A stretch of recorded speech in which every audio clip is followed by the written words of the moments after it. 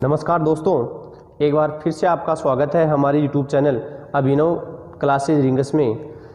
हमने कल पढ़ा था कि विज्ञान क्या है, इसका जनक कौन है, इसकी कौन कौन सी शाखाएं हैं। उसके बाद हमने पढ़ा था एक बहुत ही महत्वपूर्ण टॉपिक ह्यूमन डिजीज, मानव रोग। उसमें हमने डिस्कस किया था कि रोग कौन से हैं, कितने प्रकार के होते हैं, कैसे कैसे होते हैं। तो मुझे उम्मीद है कि आपको वो सब समझ में आया होगा। उसी को हम आगे बढ़ाते हुए आज पढ़ेंगे कि संक्रामक रोग कैसे होते हैं, कौन से जल जनित है, कौन से वायरस जनित है, कैसे एक से दूसरे में ट्रांसफर होते हैं। तो देखो, जो संक्रामक रोग है, हमने कल चर्चा की थी कि वे रोग जो एक रोगी से किसी स्वस्थ व्यक्ति में ट्रांसफर होते हैं। तो ये देखो, संक्रामक रोग होने का मुख्य कारण है सूक्ष्म जीव। सूक्ष्म जीव जैसे कि वायरस, जीवाणु, कवक, प्रोटोजोआ आदि। अब ये सूक्ष्म जीव एक रोगी व्यक्ति से, जैसे कि ये कोई रोगी व्यक्ति है और ये कोई स्वस्थ व्यक्ति है, रोगी से स्वस्थ व्यक्ति में जाएगा कैसे, इनका कैरियर क्या है, इनको एक से दूसरे में ले जाएगा कौन। तो देखो, इसके कई कारण हैं। पहले कारण की हम बात करें तो यहाँ से भी हमारे सामने एग्जाम में क्वेश्चन पूछा जाता है कि कुछ रोग होते हैं जल या भोजन जनित, कि हम यदि गंदा पानी पी लें या गंदा खाना खा लें तो उसके कारण भी हमारे अंदर कुछ रोग उत्पन्न हो जाते हैं। जैसे डायरिया, डायरिया को बोला जाता है दस्त रोग। जैसे हैजा, जिसको बोलते हैं कोलेरा, तो हैजा, डायरिया। इसके अलावा हम बोल सकते हैं हिपेटाइटिस। हिपेटाइटिस, हिपेटाइटिस भी एक प्रकार का कैसा रोग है, जल जनित या भोजन जनित रोग। इसके अलावा टाइफाइड, इसके अलावा हम बोल सकते हैं टाइफाइड भी एक ऐसा रोग है भोजन जनित। ठीक है, तो हमने पहला पढ़ा कि जल से या भोजन से कौन कौन से रोग होते हैं। तो इसमें आता है टाइफाइड, हिपेटाइटिस, हैजा, डायरिया, जिसको हम बोलते हैं दस्त रोग। इसी में देखो दूसरा आता है, इसी में जो सेकंड टाइप आता है उसमें आता है छूने से होने वाले रोग। कि कुछ रोग ऐसे हैं जो किसी रोगी को छूने से स्वस्थ व्यक्ति में स्थानांतरित हो जाते हैं। जैसे दाद, खुजली, छोटी माता और बड़ी माता। तो ये रोग कैसे हैं, जो रोगी के डायरेक्ट कांटेक्ट में आने से, उसको छूने से रोगी से स्वस्थ व्यक्ति में स्थानांतरित हो जाते हैं। जैसे दाद है, खुजली है, छोटी माता है, बड़ी माता। इसी में देखो तीसरा टाइप की यदि बात की जाए तो तीसरा जो टाइप आता है उसमें आते हैं वायु जनित रोग। तीसरा इसमें आता है वायु जनित रोग, एयरबोर्न डिजीज। जैसे कि टीबी है। टीबी जो रोग है, ये टीबी रोग कैसे होता है, टीबी रोग में यदि जो रोगी है उसके हम कांटेक्ट में आते हैं तो उसके जो सांस लेने से, छींकने से, खांसने से कोरोना है फिलहाल में, ये भी ऐसे फैलता है कि रोगी के यदि कुछ छींकने खांसने से हमारे ऊपर कुछ गिरेगा तो वो हमारे अंदर, हमारे श्वसन मार्ग में यदि प्रवेश कर जाता है तो हम उस बीमारी से ग्रसित हो जाएंगे। तो टीबी है, इसके अलावा कोरोना है जो वर्तमान समय में चल रहा है। इसके अलावा और भी कई रोग है, जैसे जुकाम है, निमोनिया है, स्वाइन फ्लू है, बर्ड फ्लू है। ये रोग भी कैसे फैलते हैं, वायु जनित। तो तीसरा टाइप हमने पढ़ा कि वे रोग जो वायु से फैलते हैं। फिर देखो चौथा इसमें टाइप आता है यौन संक्रमित रोग। इसमें अगला टाइप आता है 4 नंबर पे, यौन संक्रमित रोग। यौन संक्रमित रोग किसे कहते हैं, इनको बोलते हैं एसटीडी, सेक्सुअली ट्रांसमिटेड डिजीज, यौन संचरित रोग। इसके अंदर आता है देखो एड्स, दूसरा इसमें आता है सिफिलिस, तीसरा इसमें आता है, सिफिलिस को देखो और क्या कहते हैं, सिफिलिस को गोनेरिया के नाम से भी जाना जाता है। इसके अलावा देखो और इसमें कई रोग हैं, जैसे वेजाइनाइटिस है, जनन अंगों का जो इन्फेक्शन है, वो सारे किस में आते हैं, यौन संक्रमित रोगों में आते हैं। तो हमने पढ़ा कि जो सूक्ष्म जीव है वो एक से दूसरे में कैसे जाएगा, या तो वो भोजन के द्वारा जाएगा, या वो जल द्वारा जाएगा, या वो सीधे संपर्क से जाएगा, या वायु से जाएगा, या कुछ रोग ऐसे हैं जो यौन संपर्क से भी फैलते हैं। अब देखो हम एक एक रोगों की चर्चा करते हैं। तो सबसे पहले हम पढ़ने जा रहे हैं वायरस जनित रोग। मुझे उम्मीद है कि आपको जो ये बताया जा रहा है ये अच्छे से समझ में आ रहा होगा। तो देखो वायरस की यदि बात की जाए कि कौन सी ऐसी बीमारियां हैं जो वायरस से होती हैं, वायरस को ही बोला जाता है विषाणु। देखो यहाँ से भी हमारे लिए इंपॉर्टेंट क्वेश्चन बन जाता है कि निम्नलिखित में से कौन सा रोग है जो वायरस जनित है। तो देखो आपको पता होना चाहिए कि वायरस क्या है। तो वायरस की जो खोज थी, वायरस की जो खोज करता है वो एक वैज्ञानिक थे जिसका नाम था इवानोवस्की। इवानोवस्की ने सर्वप्रथम वायरस की खोज की। फिर आपसे पूछ लिया जाए कि वायरस का अध्ययन क्या कहलाता है, तो वायरस का अध्ययन कहलाता है वायरोलॉजी। अब देखो पिछली बार राजस्थान पुलिस के पेपर में क्वेश्चन आया था कि ऐसा कौन सा होस्ट है जिसको जनन की क्रिया करने के लिए किसी सजीव शरीर की आवश्यकता होती है, तो वो देखो वो यही है, वायरस ही है। तो आपने पढ़ा होगा कि वायरस को सजीव और निर्जीव की योजक कड़ी कहते हैं। वायरस को सजीव और निर्जीव की क्या कहते हैं, योजक कड़ी। देखो वायरस जब हमारे शरीर के बाहर होता है तब तो ये निर्जीव की तरह कार्य करता है, और जैसे ही ये हमारे शरीर में प्रवेश करता है तब ये सजीव की तरह कार्य करता है। निर्जीव की तरह कार्य कैसे करता है, क्योंकि इसमें श्वसन की क्रिया भी नहीं होती है, इसमें उत्सर्जन की क्रिया भी नहीं होती है। लेकिन जब इसको कोई सजीव कोशिका मिल जाती है तो ये अपनी प्रोग्रेस चालू कर देता है, इसमें जनन होता है जिससे शरीर में इसकी क्या होती है, वृद्धि होती है, और वृद्धि करके ये हमारे शरीर के अंगों को, तंत्र को क्या करता है, प्रभावित करता है, जिससे शरीर में कोई ना कोई रोग उत्पन्न हो जाता है। तो प्रश्न एग्जाम में पूछ लिया जाए कि सजीव और निर्जीव की योजक कड़ी कौन सी सूक्ष्म जीव को कहा जाता है, ये बहुत इंपॉर्टेंट क्वेश्चन है, बहुत बार परीक्षा में आया हुआ है, तो वो वायरस को ही कहा जाता है। फिर आपसे पूछ लिया जाए कि वायरस की खोज किसने की, तो वायरस की खोज की इवानोवस्की ने। फिर आपसे पूछ लिया जाए कि वायरस का अध्ययन क्या कहलाता है, तो वायरस का अध्ययन कहलाता है वायरोलॉजी। अब देखिए वायरस मुख्यतया 3 प्रकार के होते हैं। वायरस मुख्यतः कितने प्रकार के होते हैं, तो हम बताएंगे कि वायरस 3 प्रकार के होते हैं। तो देखो वायरस की 3 प्रकार कौन कौन से हैं। एक है जंतु वायरस,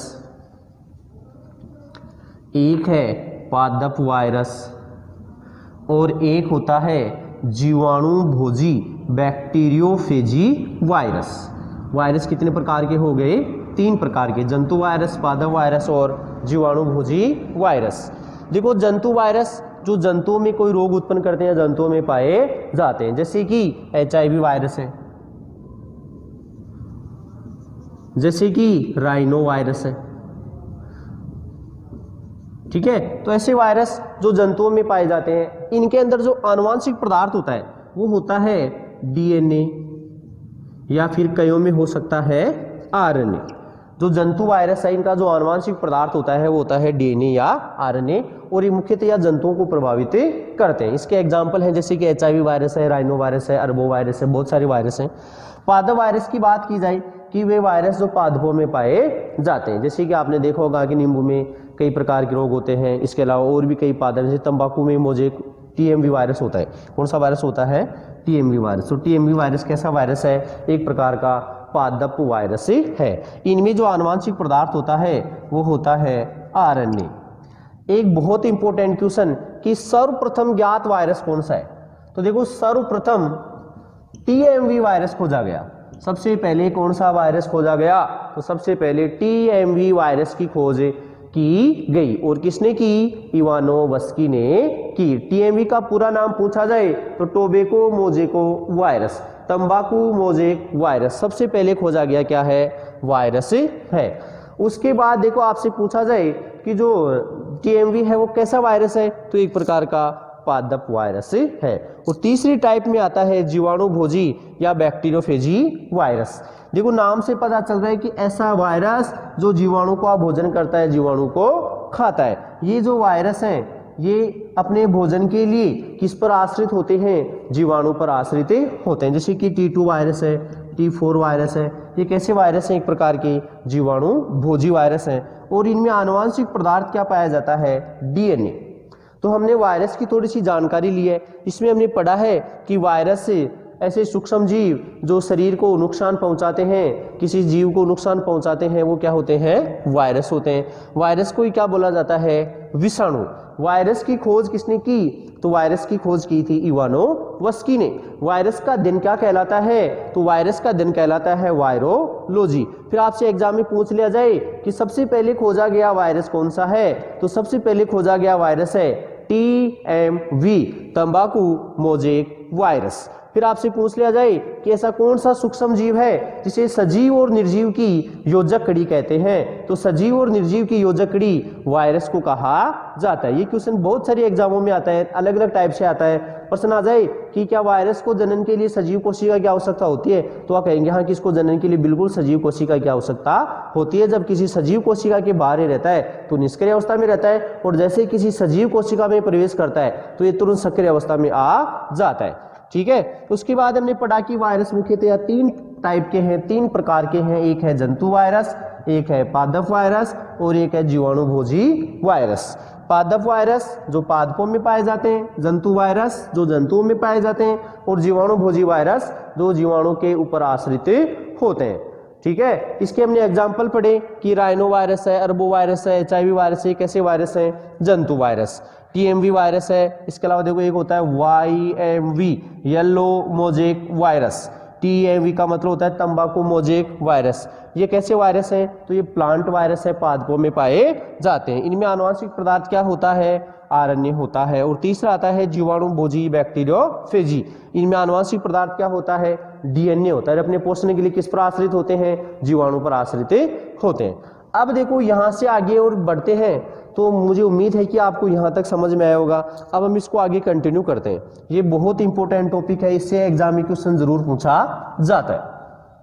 अब यहाँ से अगला जो क्वेश्चन बनता है वो बनता है कि निम्न में से कौन सा रोग है जो वायरस जनित है, या निम्न में से कौन सा रोग वायरस जनित नहीं है। तो मैं पहले आपको बताता हूँ कि कौन कौन से रोग हैं जो वायरस जनित है। तो इसके लिए मैं आपको एक शॉर्ट ट्रिक बताता हूँ। उस शॉर्ट ट्रिक से आपको ये याद रह जाएगा कि ये रोग वायरस का है या ये रोग वायरस का नहीं है। तो देखो, इसको याद करने के लिए आपको एक लाइन याद करनी है।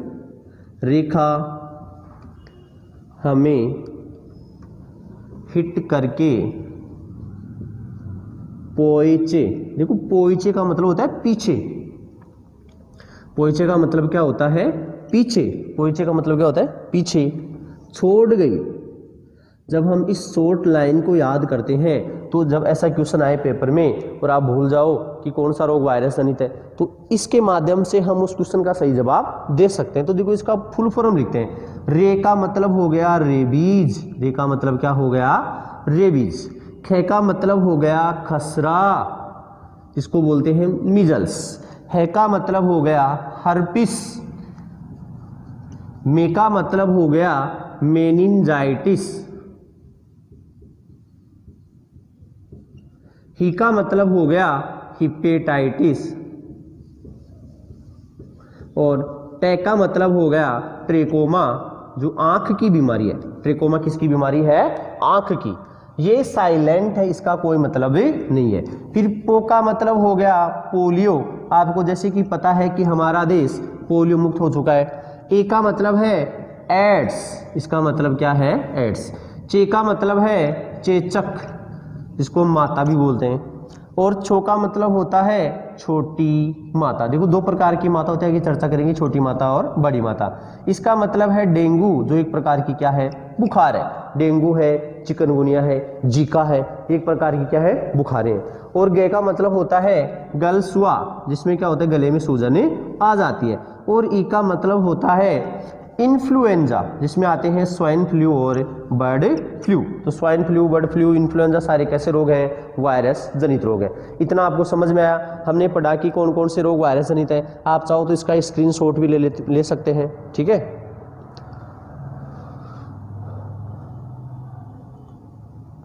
अब देखो आगे पढ़ते हैं। इसमें हमने पढ़ा रेखा हमें हिट करके पोइचे मतलब पीछे छोड़ गई। तो ये याद रखना है, रेखा मतलब क्या हो गया? रेबीज। खे का मतलब क्या हो गया? खसरा। है का मतलब क्या हो गया? हर्पिस। मे का मतलब क्या हो गया? मेनिंजाइटिस। उसके बाद ही का मतलब क्या हो गया, हिपेटाइटिस, इसके बारे में पढ़ेंगे, लीवर की बीमारी है। टे का मतलब क्या हो गया, ट्रेकोमा। पे का मतलब क्या हो गया, पोलियो। ए का मतलब क्या हो गया, एड्स। और चे का मतलब क्या हो गया, चेचक। छो का मतलब छोटी माता, इसका मतलब डेंगू, जो एक प्रकार की क्या है, बुखार। गे का मतलब गलसुआ। और ई का मतलब क्या हो गया, इन्फ्लुएंजा। इतना समझ में आ गया सबको, इतना समझ में आ गया। तो अब हम आगे एक एक रोग के बारे में चर्चा करते हैं, ठीक है। यदि आपको वीडियो समझ में आ रहा है तो इसको अपने दोस्तों के साथ शेयर करें, लाइक करें, कमेंट बॉक्स में कमेंट करें, और कोई भी आपका सुझाव है, कोई भी आपकी राय है, वो तो हमें ज़रूर बताएं। ये आपको घर बैठे ऑनलाइन एजुकेशन प्रदान की जा रही है, ये आपके लिए बिल्कुल निःशुल्क है, इसका आपके लिए कोई चार्ज लागू नहीं है, तो आप इसका ज़रूर फ़ायदा उठाएं। ये आपकी ये टॉपिक जो है, ये आने वाली कंपटीशन एग्जाम में आपके लिए बेहद इंपॉर्टेंट है, चाहे से वो रीट हो, पटवार हो, ग्राम सेवक हो, एलडीसी हो, आर्मी हो, कोई भी एग्जाम हो, रोग का एक क्वेश्चन परीक्षा में पूछा ही जाता है। अब हम बात करते हैं सबसे पहले रोग की, जिसका नाम है रेबीज। काफ़ी जाना पहचाना नाम है रेबीज के। देखो दोस्तों, कई नाम है। परीक्षा में क्या करता है एग्जामिनर, कई बार रेबीज नाम न देकर कोई दूसरा नाम हमें दे देता है। दूसरा नाम देने से क्या होता है कि दूसरा नाम यदि हमारा पढ़ा हुआ नहीं है तो हम कंफ्यूज हो जाते हैं, या तो उसको गलत करके आ जाते हैं या छोड़ के आ जाते हैं। जैसे रेबीज के नाम आप जानते होंगे क्या होता है, जैसे हाइड्रोफोबिया। रेबीज का नाम क्या है, हाइड्रोफोबिया। हाइड्रो का मतलब होता है पानी, और फोबिया का मतलब क्या होता है, डर। हाइड्रो का मतलब पानी, और फोबिया कहीं भी आ जाए, फोबिया का मतलब क्या होता है, डर। तो पानी से डर लगता है, उसको हम क्या बोलते हैं, हाइड्रोफोबिया। इसी को बोलते हैं जल भित्ति रोग। इसी को क्या बोला जाता है, जल भित्ति रोग। इसी को बोला जाता है स्वान भित्ति रोग। रेबीज को क्या बोला जाता है, स्वान भित्ति रोग। इसी को बोला जाता है जल आतंक रोग। इसी को क्या बोला जाता है, जल आतंक रोग। तो कोई भी नाम दे देगा कि हाइड्रोफोबिया एक प्रकार का रोग है। चार ऑप्शन आएंगे नीचे, वायरस जनित, कवक जनित, बैक्टीरिया जनित, या प्रोटोजोआ जनित, या इनमें से कोई नहीं। तो हम बताएंगे कि रेबीज एक प्रकार का वायरस जनित रोग है। या फिर कह देंगे कि हाइड्रोफोबिया भी कैसा रोग है, वायरस जनित। हाइड्रो का मतलब पानी, और फोबिया का मतलब है डर। इसे जल आतंक के नाम से भी जाना जाता है, साथ ही इसको जल भित्ति, स्वान भित्ति के नाम से भी जाना जाता है। अब देखिए, इस वायरस का जो संक्रमण है वो होता कैसे है, कि ये वायरस हमारे शरीर में प्रवेश कैसे करेगा। तो देखो, हमारे आसपास जो जानवर होते हैं, जो पालतू कुत्ते होते हैं, इसके अलावा बंदर है, बिल्ली है, लोमड़ी है, यदि वो हमें काट लें और उसके अंदर रेबीज का वायरस सक्रिय है, तो वो उसके लार के द्वारा हमारे ब्लड के कांटेक्ट में आने से हमारे शरीर में स्थानांतरित हो जाएगा। तो हम कह सकते हैं कि पागल कुत्ते, बंदर, बिल्ली आदि के द्वारा ये किसी व्यक्ति में स्थानांतरित होता है। एक बहुत इंपॉर्टेंट क्वेश्चन, कि जो रोग जानवरों से होते हैं उन्हें जूनेटिक डिजीज के नाम से भी जाना जाता है। जो रोग जानवरों से मनुष्य में स्थानांतरित होते हैं उन्हें जूनेटिक डिजीज कहा जाता है। तो हम कह सकते हैं कि रेबीज एक प्रकार का जूनेटिक डिजीज होता है। बात करें इसके रोगजनक की, तो रेबीज का जो रोगजनक है वो सब जानते हैं। क्या होता है बताइए, रेबीज का रोगजनक सबको बता रखा आपको। रेबीज का रोगजनक होता है एक वायरस, और वायरस का नाम है रेबडो वायरस। रेबीज कौन से वायरस से होता है, रेबडो वायरस से होता है। अब रेबडो वायरस को स्ट्रीट वायरस भी कहा जाता है। रेबडो वायरस को क्या कहते हैं, स्ट्रीट वायरस के नाम से भी जाना जाता है। रेबीज का जो वायरस है, रेबडो वायरस, इसको स्ट्रीट वायरस के नाम से भी जाना जाता है। अब देखिए, जैसे ही हमें कोई जानवर काटेगा तो वो हमारे अंदर ट्रांसफर करेगा उस वायरस को।